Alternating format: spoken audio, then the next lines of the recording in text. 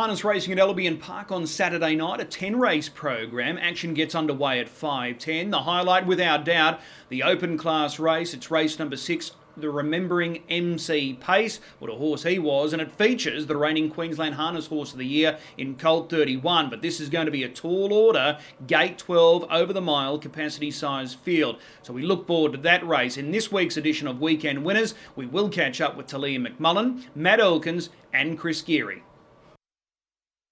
Taleah McMullen jumps in the chair to chat with us about her drives for Saturday night, and we start with race 1. Wheaton's Express. He sprung an upset 2 starts ago. Didn't come as a complete shock. What did you make of the run last week? Yeah, he was good again last week. He always races really well and he's really consistent, especially on his Saturday night form. He's just one of those horses that needs the right luck and needs the right run, but when he gets that, he always finds the line super. Well, you've got plenty of pace drawn to your inside. Do you plan on using him early, or do you just come out and have a bit of a look and then weigh it up from there? Yeah, probably just have to weigh it up, really. We find that he's not usually as good when you use him out the gate early. So it'd be good if we could just slot in and find a spot. That'd be ideal, but we'll just see what happens as soon as the gate goes. Do you have a preference with him at a mile or 2,100 metres, or it doesn't really matter? Not really. He seems just to be able to follow speed. He's not super tough. He just needs to find the right luck and then he'll just follow speed and get home really good. All right. Race number 3, Vinny Chase. Interesting horse here. First up, now prepared by Vicky Rasmussen. It's a bad draw outside of the second row. Hard to get a line on him. Yeah, he's got all right Menangle form, but his form from Melton before that was really good. So it's a bit, don't really know a lot about the horse, so I guess we'll find out a bit more Saturday night. And first up in Queensland, so you just have to see what happens, really. The draw's not ideal, so maybe play it a bit by luck this week and then see what happens from there. All right. We skip over to race 8, Soul Rider. I was going to mention Soul Rider. You were down for Soul Rider and Goal Kicker. You've opted for Goal Kicker. First up for the stable, drawn behind Laughing Emoji, and this could pan out okay. Yeah, I think she's got a really good trailing draw here. I actually drove her once before for Graham Dwyer and she was a really nice mare, and I think she can do it a bit tough and she also has a really good sprint, so I think she'll be right there in this race. All right, well that's Goal Kicker in race 8. Just a quick one, Nifty Studley in the following race, race 9. This looks a race that he can win. Yeah, he's actually been racing really well lately and it's not an overly tough race for him, so the draws probably works out pretty good for him, really. So if he could find the fence, then I think he'd be right there in that race. All right. Well, what's the pick of those drives that we've just spoken about? I'd probably say Goal Kicker. I think she's quite a nice mare. So with the right bit of luck from that draw, she should be right there. Appreciate the tip, and we'll take the tip, and we'll see you trackside. Thank you. Matty Elkins is now joining us to talk about his drives on Saturday night, and we start in the opener with Jumping Jolt. Matty, this horse is absolutely flying. He just needs that little bit of luck, and it could be tricky from the draw, the inside of the second line on Saturday night. Yeah, no, you're right. The horse is flying, and he backed it up again last week, but just some tricky draws keep coming up. We get 8 again, but it's an ugly 8 again. The one's not very quick out. Hopefully at best we can end up 3 fence, and maybe something can pan out for us from there. Just on his run last week, that little hiccup early that played out in front of you proved quite costly because they were flying early, so he would have run a fast first quarter himself. Yeah, no, he would have. I think the clock was 26.7 first quarter, and we've come from the second row, dodged the galloper, got through, got inside the 2 and held 3 fence, so he's probably gone 26 flat or quicker his first quarter there last week and still hit the line well. All right, well, let's talk about race 6. This is the highlight of the night, the free-for-all, always in command. This guy last week, you drove him, he chased home Casino Tommy, a horse that's in super form. Frontline draw this week. You know, it's probably a step up from last week, but he was super the way he finished off. Oh, yeah, no, I couldn't have been more happy with the horse last week. I thought he was super. I thought if he got a gap early, he probably wins the race, and a strong time in 53/21. I couldn't have been happier. How do you play it at the start here this week? Yeah, obviously it's probably one of the best races you'll get in Queensland at this time of year, and we've got the likely leader drawn under us, so hopefully we can just go across with it and then we can work out from there whether we want to take a sit or want to sit parked out.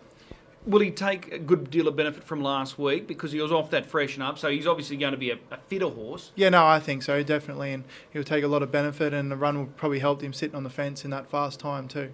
Colt 31 outside of the second row. This is going to be an almighty challenge for him. Yeah, no, it will be. You know, it's a real good even race, and the draws probably make it even more even for the other horses this week. All right, well, that's race 6.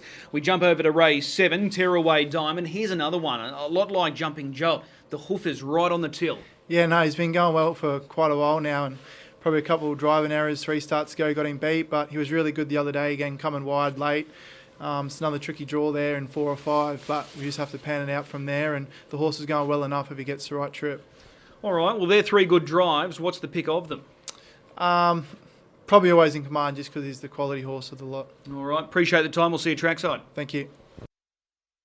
Chris Geary jumps in the hot seat now to talk about some of his drives on Saturday night. And Chris, we start with race 4. This is the aspirational pace. Doolittle Doozy, this is a mare that you know well. She was a winner 2 starts ago.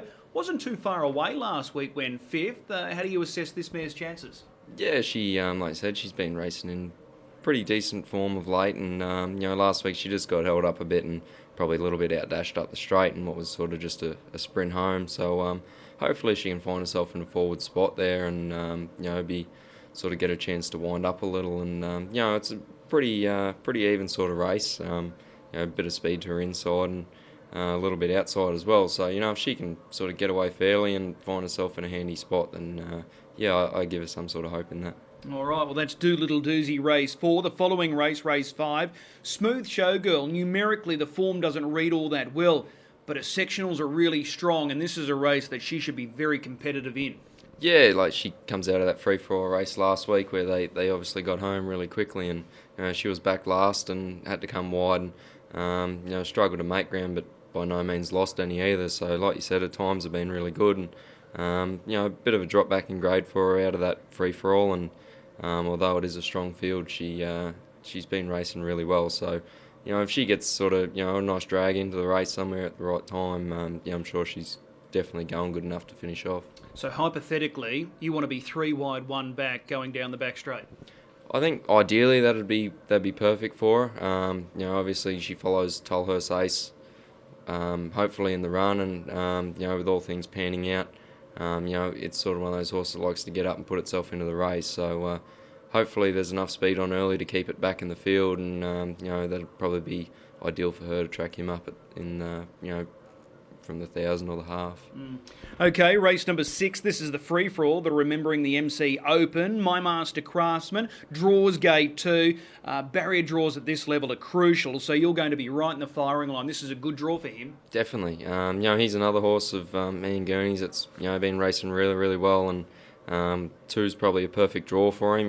He doesn't have brilliant gate speed, but he definitely has enough to hold his own, so he's got a few options from there, and where he lands in the run's probably going to be crucial. It's a great field, really. There's probably every horse in that race can win, with the right run. So I think it's just going to come down to where he lands and the run he has, and where some of those favoured runners are going to have to do work at some stage in the race.